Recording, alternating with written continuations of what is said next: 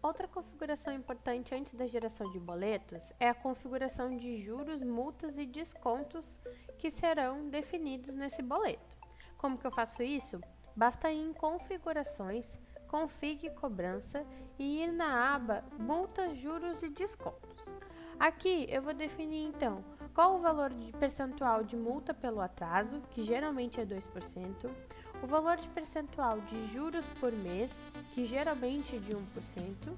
Se for juro fixo, eu posso escolher as regras de juro fixo e definir por reais, né, centavos. O prazo de vencimento da segunda via, aqui o prazo de vencimento significa que quando o cliente for tirar na plataforma dele a segunda via, vai ser tirado um boleto com uma data fixa, ou seja, um novo prazo.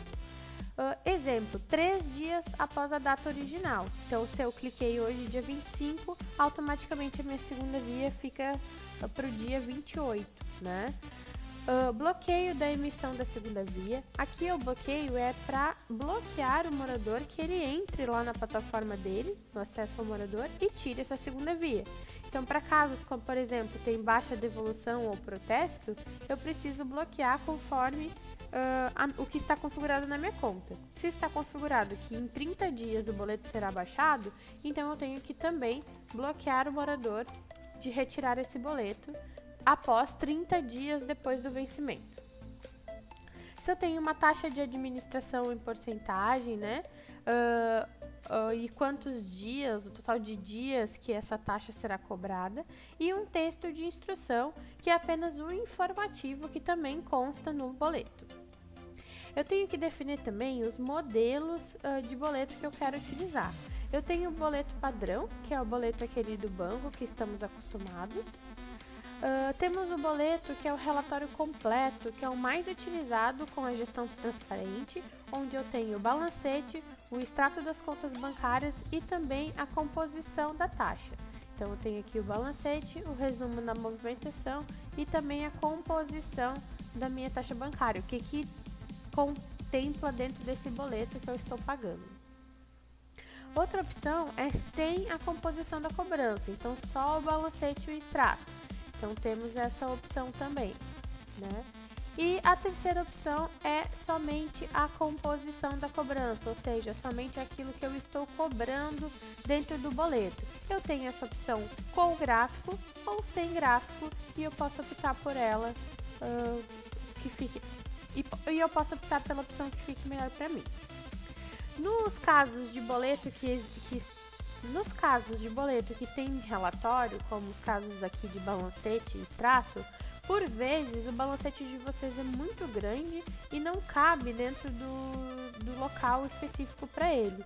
Então aqui vocês podem movimentar o tamanho das fontes para vocês verificarem, diminuírem, né, o tamanho para que caiba o boleto e para que caiba dentro do boleto as informações de vocês. Outra questão é a configuração de desconto. Então, o desconto é, por exemplo, eu tenho um desconto que se eu pagar até a data de vencimento, eu tenho 10% de desconto, ou eu tenho um valor fixo de desconto. Então, como fazer isso? Aqui dentro desse botãozinho de configurar desconto.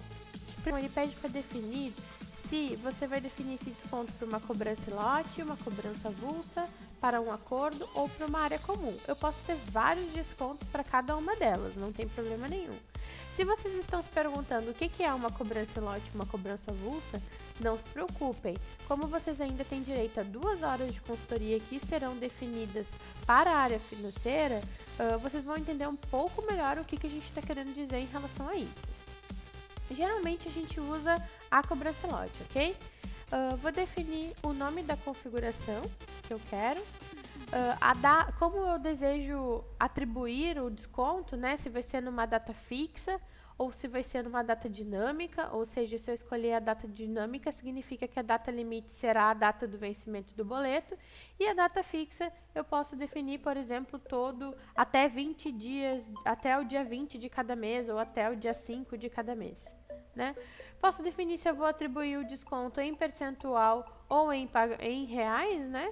E se for escolher o percentual, 10%, por exemplo, ou se eu for escolher por reais, R$ 10, por exemplo. Eu salvo essa configuração e, após isso, ainda não está pronto. Eu preciso definir os usuários que vão pagar esse desconto. Então, eu vou aqui em adicionar usuários e posso adicionar todos os moradores, ou então eu posso ter uma classificação de desconto para cada tamanho de apartamento, por exemplo. Alguns condomínios têm essa regra. E vou salvar essa lista. Beleza, seu desconto já está definido e isso já vai constar na remessa da conta do banco de vocês. Então, o morador, quando ele for passar o código de barras no momento do ato do pagamento, tanto no caixa quanto no aplicativo, automaticamente o sistema já vai calcular o valor de desconto pré-definido. Isso é bem legal e auxilia bastante vocês nesse processo. Meu conselho é, se gerar muitas dúvidas com relação à configuração do desconto, deixem para fazer isso junto com o consultor que vai atendê-los nas 2 horas de consultoria.